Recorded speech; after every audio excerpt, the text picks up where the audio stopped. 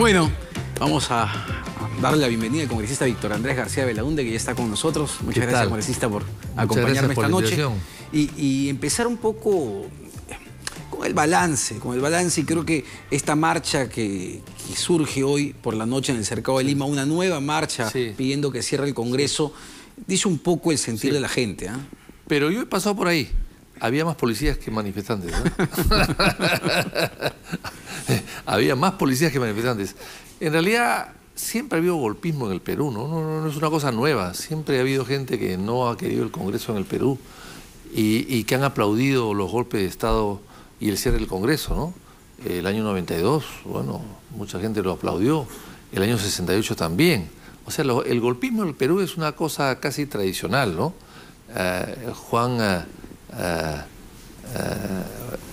Este famoso poeta Juan Ríos, ¿sí?, decía, cuando había un golpe de Estado, el Perú volvió a la normalidad. El Perú volvió a la normalidad. Entonces, el golpismo siempre ha habido, fascismo siempre ha habido, amor a la dictadura siempre ha habido. O sea que siempre ha habido un pequeño grupo. Y en este caso, lógicamente, la mesa estaba un poco servida por los errores que se han cometido en el Parlamento últimamente, de algunas compras desmedidas y absurdas, y algunas actitudes de los parlamentarios. Pero hay 130 parlamentarios. No se puede juzgar una asamblea de 130 personas que reflejan a la sociedad los defectos que tiene también la sociedad, ¿no? Y con eso, esa excusa será el Parlamento, ¿no? Yo creo que eso, los parlamentos en el mundo no son populares, pero nadie piensa reemplazarlos, porque no hay otra manera de poder instaurar una democracia en un Estado de Derecho, no hay otra fórmula, ¿no? Pero en los últimos 12 meses en particular, yo no recuerdo unos últimos 12 meses tan tensos como los que hemos vivido, con una caída de un presidente de la República, con ese nivel de tensiones. Realmente muchos pensábamos que con tras que Vizcarra asuma la presidencia iba a calmarse las aguas, pero no parece que hemos visto eso. Bueno, es que ha habido la factura que se ha venido a cobrar después. El Parlamento tuvo, a mi modo de ver, el acierto de provocar o incentivar la salida de Kuczynski, que era insostenible. Al final todo el mundo se dio cuenta que era insostenible. En diciembre no tanto, pero en marzo ya la cosa era clarísima. Hasta los empresarios, hasta la Confiep pedía que se vaya, que dé un paso al costado. Los amigos de Kuczynski habían pedido eso. Sus propios ministros y amigos de toda la vida, como el canciller Luna, le habían pedido que se vaya, que renuncie. Entonces era insostenible su presencia. El Parlamento hizo esta transición o esta transferencia de una manera solvente, ¿no? De una manera seria, de una manera totalmente responsable. Y luego ha venido una cosa parecida, bajo otro sistema es cierto, pero muy parecida en España, con Rajoy. Rajoy también cayó en una semana. Nadie esperaba que Rajoy iba a caer en una semana. Fue una vacancia express en España. Acá se quejaban en diciembre de la vacancia express. En marzo ya no, porque habían pasado 3 meses. Pero en España en una semana cayó. En una semana, así clarísimo. Él ni se da cuenta. No había sacado sus cosas del Palacio de la Moncloa, sus cosas. Se fue sorprendido sacando sus cosas a última hora. Entonces, yo creo que aquí eso se hizo bien. Fue un ejemplo en el mundo de lo que pasó en el Perú.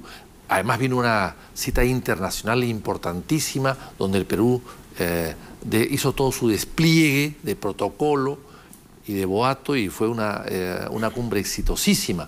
Entonces todo eso estuvo bien. Después han venido los que se han quedado afuera, que han querido cobrarle la factura al Parlamento. Y claro, y el Parlamento, lamentablemente, ha servido a la mesa en el sentido de que ha tenido actos desmedidos, absurdos, de cosas además pequeñas en montos presupuestales, pero que llaman la atención y que provocan indignación, en compras de friobares o de televisores o de flores. Pues es una cosa que han exacerbado y eso ha sido pues la cereza que coronó la torta, ¿no? Bueno, pero más allá de los gastos desmedidos que pueden quedar para la anécdota, también ha venido una serie de críticas y más preocupantes por ejemplo, las contrataciones dentro del Parlamento, el jefe de seguridad del Parlamento, Walter Gibaja. Claro, claro. Y los propios parlamentarios. Bueno, y la Comisión de Ética, que tampoco ha resuelto algunos problemas. Es cierto, claro que sí es cierto. Pero eso no significa que haya que salir del Parlamento. Ah, no, claro. Pero ha llegado sin llegar obviamente a ese extremo que es dañino, ha llegado a un nivel de desgaste, digamos, este Parlamento conducido por Fuerza Popular, la mesa directiva, ¿debería pasar ya a manos de otra fuerza? Ese es el tema, ese es el tema. El tema, Fuerza Popular ha creído o ha querido manejar el Parlamento. De los 4 miembros de la mesa directiva, 2 son de ellos, y uno de ellos, bueno, muy cercano además, o sea, en realidad tienen mayoría y manejan la mesa directiva, y para quizás consolidarse como fuerza, como partido político o como alternativa de gobierno. Bueno, pero ha sucedido todo lo contrario, se han desgastado. El ejercicio del poder los ha desgastado muy rápidamente, por errores propios y errores ajenos, pero se ha desgastado muchísimo. Entonces, claro, el tema es ahora cómo quieren seguir manejando la mesa directiva si ellos son parte del problema. Yo estoy seguro que si Fuerza Popular no maneja la mesa directiva a partir del próximo 28 de julio, el Congreso por sí solo va a recuperar algo de prestigio perdido y va a poder remontar esta montaña, ¿no? Y posesionarse y recuperar un poco la imagen que ha perdido. Y además sería una válvula de escape, ¿no? Porque yo no, bueno, es la impresión que yo tengo, en el imaginario popular, el poder real en este momento lo ejerce el Parlamento, y un Parlamento manejado por Fuerza Popular, por el fujimorismo. Tanto así que el presidente Vizcarra todavía se le ve como un gobierno débil. El gobierno de Peruanos para el Cambio sigue siendo un gobierno débil. Bueno, pero el primer poder del Estado, la famosa teoría del primer poder del Estado, no es de ahora. Es de 1839, de hace casi más de 150 años. O sea, no es de ahora, eso lo dijo González Vigil. Y lo dijo, este es el primer poder del Estado. Y después, claro, ahí en la Torre, 100 años después, dijo, lo repitió la frase. Pero en todo caso, el Parlamento siempre ha tenido poder. Lo que pasa es que cuando el Parlamento ha sido, digamos, una mesa de partes del Ejecutivo, o ha estado supeditado al Ejecutivo por su propia configuración política de los escaños y del partido de gobierno, evidentemente pasaba desapercibido. El desgaste era del Ejecutivo más que del Parlamento. Pero cuando eso ya no ha sido posible, porque hoy día la fuerza que domina el Parlamento no es oficialista, o por lo menos no lo ha sido hasta que cayó Kuczynski, evidentemente entonces las responsabilidades y los desgastes se han repartido. Claro, el primer año sobre todo, simplemente había un entrampamiento casi absoluto, porque había una confrontación directa con Pedro Pablo Kuczynski. Bueno, pero ¿no? En época de Toledo, en época de García, en época de Humala, que el Parlamento estaban adscritos al gobierno, el gobierno se desgastaba y el Parlamento aprobaba lo que el gobierno quería. Las leyes de Kuczynski, por ejemplo, que han cambiado las condiciones del gas y y una serie de normas que han favorecido a una serie de concesiones, etcétera, son normas que se han aprobado a pedido del Ejecutivo. Y la responsabilidad, ¿quién la asumía al final? El propio Ejecutivo. No la asumió el Parlamento, y el Parlamento con esas normas lo que hacía era ratificar un poco los errores o los excesos o las granjerías que aprobaba el Ejecutivo. Y sin embargo, el desgaste era de un lado y no del otro. Ahora que eso no sucede, evidentemente el desgaste entonces no se puede endosar. El desgaste ya se encaja directamente, ¿no? Tú recibes el golpe directamente. Lo recomendable para usted sería que, digamos, Fuerza Popular ceda esta vez la mesa directiva. ¿Cree usted que sea posible? Sería lo recomendable y lo inteligente desde el punto de vista de ellos. Pero claro, no sé si tengan ese grado de inteligencia, eso no lo sé. Eso no lo sé. Pero yo creo que sí, porque van a desgastarse. Porque en un gobierno débil, la gente no quiere que sea más débil. La gente no quiere que se vaya. La gente quiere que recupere algo de fuerza y algo de independencia. Mientras haya un Congreso donde la fuerza opositora que derriba al presidente anterior y que sostiene o coloca a este presidente está queriendo cogobernar de manera forzada, digamos, bueno, pues el desgaste es automáticamente del Congreso. Ese es el problema. Claro, vayamos a temas más de detalle, de leyes que se han aprobado este año en este balance, ¿no? Lo bueno, y no sé si coincide conmigo, y que ha sido lo más reciente, fue la aprobación de la ley de cooperativas, ¿no? Para supervisar las cooperativas, que justamente... Que es una ley que yo presenté hace más de 10 años. Exacto. Y que ha sido boicoteada por los 3 últimos parlamentos. Boicoteada. Y también por gracias a Dios, que al final hubo un apoyo de la opinión pública, de algunos sectores del Estado, bueno, del gobierno siempre, porque el gobierno al final siempre apoyó a la SBS, y con todos los errores que ellos han cometido, la bancada oficial, la bancada mayoritaria, al final se han dado cuenta que tenían que dar marcha atrás y aprobarla. Esa es la verdad. Los hemos obligado un poco a dar marcha atrás y aprobarlo, porque hicieron modificaciones un sector de Fuerza Popular y otro sector se quejó de esas modificaciones, pero eran modificaciones hechas por ellos mismos, que no estaban en mi proyecto original, que nunca estuvieron, como la presencia de la FENACREP, como por ejemplo que entren en vigencia el año 25. Eso nunca estuvo en el proyecto inicial mío, nunca estuvo. Pero ellos lo colocaron, pero ellos al final lo criticaron para justificar su oposición. Y al final tuvieron que dar marcha atrás y se ha aprobado. En buena hora que se haya aprobado. En buena hora que bueno, se pero vimos... Y después hay 2 personas que han intervenido bien, que es el presidente de la Comisión de Economía, evidentemente, que también se la jugó, Guido Lombardi. Y Gino Costa, que también estuvo detrás, y Gino ¿no? Costa, que también se tomó el pleito como propio. Claro, lo que pasa es que Gino es nuevo en el Congreso, o sea, él no ha estado muy al tanto de lo que pasaba en las 2 o 3 legislaturas anteriores. Y donde había lobbies grandes para detener este tema de supervisión de las cooperativas. Pero total. La cosa es bien seria. 191 cooperativas en la zona del Braem. O sea, y hay cooperativas que mueven más de 3.000 millones de dólares al año. Y hay una cooperativa en el Congreso que le presta a los congresistas y a los funcionarios públicos del Congreso a sola firma. Y van a su oficina y te dejan la plata en efectivo. En efectivo. Y es una cooperativa que está en Huaral.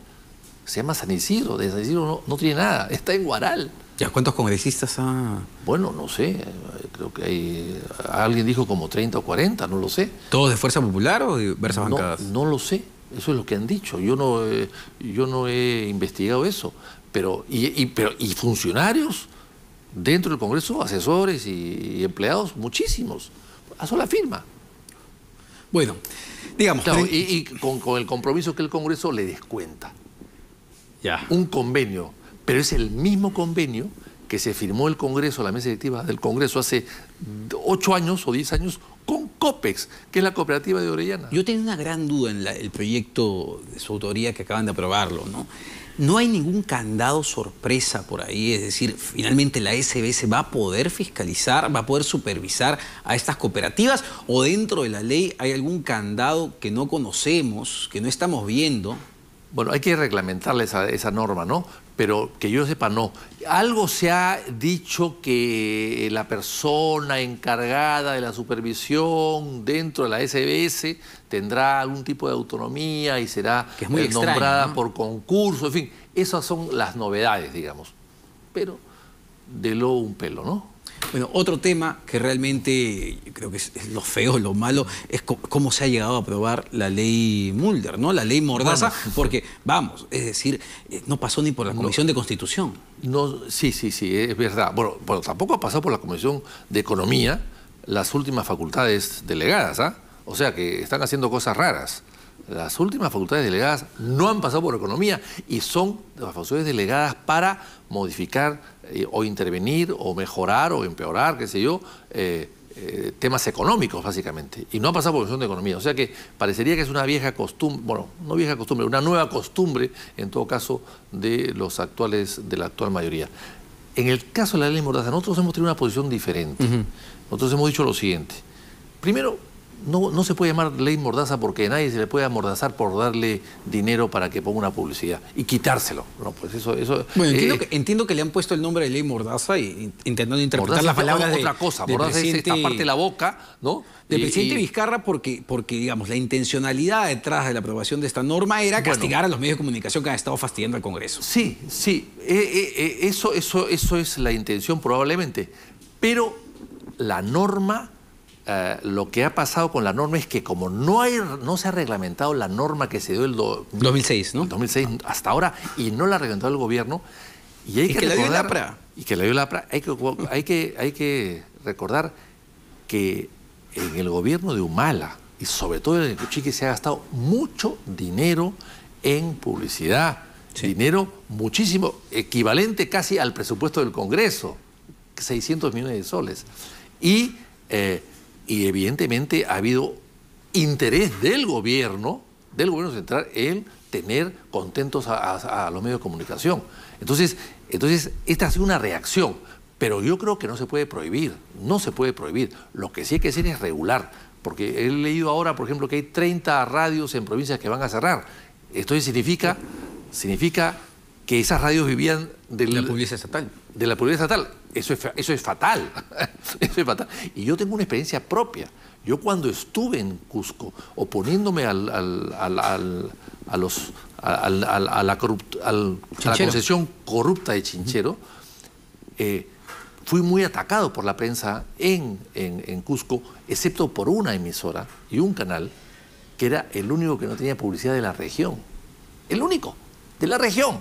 El resto, que tenían publicidad de la región, curiosamente me atacaban y por supuesto que no me daban tribuna. Entonces, yo he servido en un canal de propio peso. Entonces, yo creo que no se puede prohibir, evidentemente no se puede prohibir, pero hay que regularla bajo algunas condiciones elementales. Por ejemplo, topes. Por ejemplo, que el medio no pueda recibir el 80% de sus ingresos de publicidad estatal, o el 90%, porque eso ya los compromete. Entonces, ese tipo de cosas que planteamos en su momento y no se nos hizo caso, ¿no? Claro, que se defina bien, que se reglamente la ley que se reglamente. Existe, pero, digamos, de ahí a además, tampoco le puedes dar publicidad a medios informales. Claro. Tampoco le puedes dar publicidad a medios que le den plata al Estado. O sea, es una serie de cosas que se pueden poner candados perfectamente bien. Pero digamos, en la forma, más allá de hablar de... La forma está muy mal. Claro. Hace quedar más, digamos, a este Congreso con esta imagen de autoritarismo. Y no sé si es el Congreso o a Fuerza Popular, porque finalmente los que han, digamos, impulsado la norma... Hay que ver la votación. En la votación está todo. Hay votos, no solamente Fuerza Popular. Ahí está en la votación los que piensan de esa manera. Yo creo que se ha festinado trámites y se ha sacado sin mayor debate. Y creo que es un tema que tiene que ser debatido. Para terminar, ¿qué queda pendiente, congresista? Hay grandes reformas, la reforma política, ya han pasado 2 años, el tema de la bicameralidad, no sé qué opina usted. ¿Qué está quedando pendiente para los siguientes 3 años? Si el Congreso está malo, estaría mejor con 2 cámaras. Pero es que nadie, como está malo, nadie quiere 2 cámaras de algo malo. Doblemente malo. Doblemente malo. No lo quiere. Es complicado y difícil hacerlo. Pero creo que hay que hacer una reforma y hay que hacer unos ajustes, por supuesto, porque el Congreso, quizás la renovación por mitades, como era antes, quizás modificar un poco el voto preferencial, en el sentido de que permitir un voto preferencial mixto, permitir que, para mejorar la presencia de dirigentes políticos que puedan tener mayor experiencia y responsabilidad, ¿no? Porque ahora todos se hacen políticos a la carrera y todos quieren ser alcaldes o regidores o congresistas. Quizás una cosa mixta, como se estableció en Italia, en el sentido de que las primeras listas, los primeros nombres de las listas sean por elección cerrada y los otros por elección preferencial. En fin, se pueden hacer muchas cosas, pero deberían nombrarse una comisión multisectorial que estudie, como la formó Paniagua el año 2000, que estudie las modificaciones que haya que hacer a los regímenes electorales en el Perú. Digamos, ¿ve posibilidades de una reforma laboral, reforma pensionaria? Bueno, la reforma pensionaria sí me preocupa, porque hemos visto que las compañías de seguros se han quedado muy preocupadas porque se les ha perdido un gran negocio que es la renta vitalicia. ¿Qué cosa es la renta vitalicia? Tú sacabas tu dinero a los 65 años y te obligaban o te inducían a ponerle una renta hasta los 110 años. Y recién a los 110 años terminabas de cobrarla. Pero claro, nadie llega a 110 años. Nadie. Te morías en el camino. Y el saldo lo perdías. Ellos se quedan con el saldo. Entonces, lógicamente, era un gran negocio. Eso lo han perdido. Entonces, quieren recuperarlo. Y me da la impresión de que lo que se ha aprobado en la Comisión de Constitución y en el Pleno, últimamente en las facultades legales, quieren volver a ese sistema de la renta vitalicia para favorecer a las compañías de seguros que han perdido un buen negocio en esto, ¿no? Pensando solamente en el negocio de las compañías, no pensando en los afiliados que han sacado su dinero y están hoy día felices porque saben cómo va a ser para invertirlo y bueno, y se han visto que su jubilación ha mejorado, evidentemente, porque no se quejan, están todos felices. ¿Han conversado, y con esto termino, han conversado con las otras bancadas para presentar una lista alterna para presidir la mesa directiva? No, todavía no. ¿Va a haber algo de eso? Sí, yo creo que sí. Yo creo que matemáticamente la mesa directiva se puede ganar. ¿Ah, sí? Sí, claro, matemáticamente es clarísimo, pero todo dependerá un poco de 5, 6 o 7 personas que podrían cambiar de parecer a última hora y eso cambiaría las cosas. Pero si todos quieren renovar el Congreso, hay votos suficientes para hacerlo. El tema es lo que pasa en las negociaciones y antes de la propia elección. Pese a que ya Fuerza Popular recuperó 3 congresistas. Pero son 61 los que tienen nada más. 63, ¿no? No, creo que es 61. Bueno, con 61 no ganas, tú tienes que tener 67. Esos 6 votos que faltan o 7 votos que faltan son fundamentales, que los pueden ir jalando, pescando, ¿no? Pescando, ¿no? A río revuelto, pescando y bueno, y con eso pueden ganar. Pero tendrían que hacer un esfuerzo de convencimiento, ¿no? Ajá, vamos a ver si se logra ese nivel de consenso. Muchas gracias, congresista Víctor Andrés García Belaúnde. Nos vamos a una pausa, volvemos con el constitucionalista Aníbal Quiroga.